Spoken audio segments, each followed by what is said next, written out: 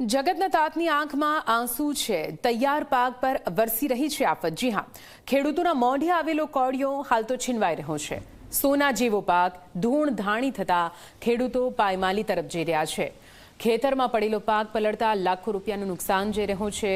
આ કમોસમી વરસાદ કઈ રીતે ખેડૂતો માટે એક મોટું સંકટ બનીને આવ્યો છે। પાક તૈયાર છે, લણવાની વાર હતી, પરંતુ આ વરસાદે ઊભા પાકમાં કઈ રીતે નુકસાન વેર્યું છે તેના અલગ અલગ દ્રશ્યો ટીવી સ્ક્રીન પર આપ જોઈ રહ્યા છો। ગુજરાતના કોઈ પણ ખૂણાની વાત કરો, રાજકોટની વાત હોય, સાબરકાંઠાની વાત હોય, અમદાવાદની વાત હોય, અમરેલી, સુરત, તમામ દિશાઓમાંથી અત્યારે ખેડૂતોનો માત્ર એક જ પોકાર છે કે સરકાર થોડી સહાય કરે તો સારું।